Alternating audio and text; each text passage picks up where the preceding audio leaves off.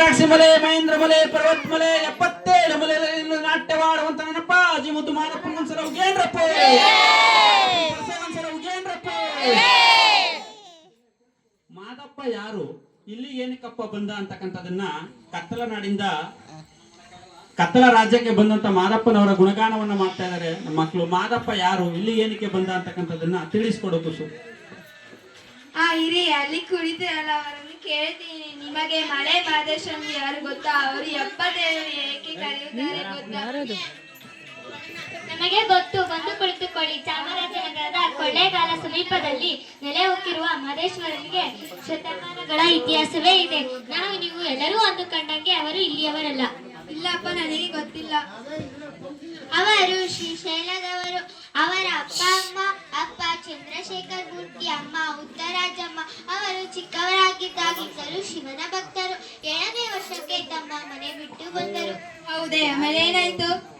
ನಂತರ ಅವರು ಕಾಡು ಸೇರಿ ಹುಲಿ ಬಳಗಿಸುವುದನ್ನ ಕಲಿತುಕೊಂಡು ಸನ್ಯಾಸತ್ವವನ್ನು ಪಡೆದುಕೊಂಡರು.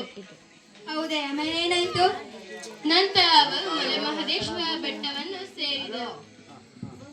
ಹೌದೇ. ಆಗ ಈ ಬೆಟ್ಟ ದಟ್ಟ ಕಾಡು ಆಗಿತ್ತು. ಇಲ್ಲಿ ಯಾರೂ ಕೂಡ ವಾಸವಾಗಿರಲಿಲ್ಲ. ಇದೇ ಕಾರಣಕ್ಕೆ ಸಾಧು ಸಂತರು ತಪಸ್ಸನ್ನು ಮಾಡುವಾಗ ಈ ಜಾಗದಲ್ಲಿ ಮಾಂತ್ರಿಕ ಕೂಡ ವಾಸವಾಗಿದ್ದನು. ಅವರ ಹೆಸರೇನು? ಆತನ ಹೆಸರು ಶ್ರವಣ ಎಂದು. ತಪಸ್ಸಿನಲ್ಲಿ ಕುಳಿತುಕೊಳ್ಳುತ್ತಿದ್ದ ಸಾಧು ಸಂತರನಿಗೆ ಇನ್ನಿಲ್ಲದ ಕಾಟಗಳನ್ನು ಕೊಡುತ್ತಿದ್ದ. ಅವರ ತಪಸ್ಸನ್ನು ಕೆಡಿಸುತ್ತಿದ್ದ. ಇದನ್ನು ಇಲ್ಲಿಗೆ ಬಂದ ಸಂತ ಮಹದೇಶ್ವರರು ಇದನ್ನು ಗಮನಿಸಿದರು. ಆಮೇಲೆ ಏನಾಯ್ತು?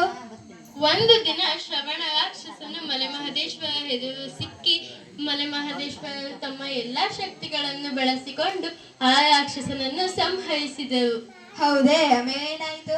ಕಾಡು ಸುತ್ತುತ್ತಾ ಜನರ ಕಷ್ಟಗಳನ್ನು ನಿವಾರಣೆ ಮಾಡಿದರು. ಹೌದೇ. ಅಂದಿನಿಂದಲೇ ಮಹದೇಶ್ವರನ ಹಾಡುಗಳನ್ನು ತಪಸ್ಸು ಮಾಡುವಾಗ ಹಾಡಿನ ಮೂಲಕ ಹಾಡಿದರೆ ಈ ಮಹದೇಶ್ವರನು 77 ಬೆಟ್ಟದ ಮಾದಪ್ಪ, 77 ಬೆಟ್ಟದ ಒಡೆಯ ಎಂದು ಕರೆದವರು ಯಾರು ಗೊತ್ತಾ? ಇನ್ನೆಲ್ಲವರು?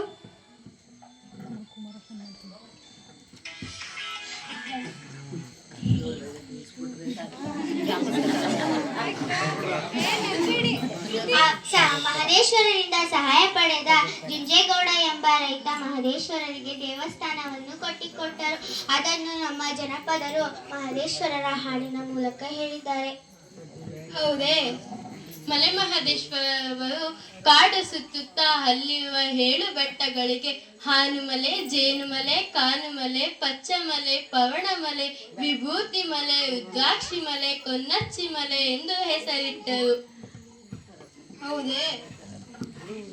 ಹಾಗೆ ಕರೆದವರು ನಮ್ಮ ಜನಪದರೇ. ಒಟ್ಟಿನಲ್ಲಿ ಜನರ ಕಷ್ಟಗಳನ್ನು ನಿವಾರಣೆ ಮಾಡಿದ್ದಲ್ಲದೆ ಅವರು ಭೂಮಿಗೆ ಬಂದದ್ದು. ಅವರನ್ನು ಜನ ಮಲ್ಲಿಕಾರ್ಜುನನ ಸ್ವರೂಪಿ ಎಂದು ನಿತ್ಯ ಪೂಜಿಸುತ್ತಾರೆ. ಆಮೇಲೆ ಏನಾಯ್ತು? ಅವರು 77 ಬೆಟ್ಟಗಳಲ್ಲಿ ನೆಲೆಸಿದ್ದು ಅಲ್ಲದೆ ನಮ್ಮ ಗ್ರಾಮದಲ್ಲಿಯೂ ಕೂಡ ಬಂದು ನೆಲೆಸಿದ್ದಾರೆ. ಹೌದೇ. ಹಾಗೆ ಶತಮಾನದಿಂದ ಧನ್ಯವಾದಗಳು. ಮಾದಪ್ಪ. ಮಾದಪ್ಪ.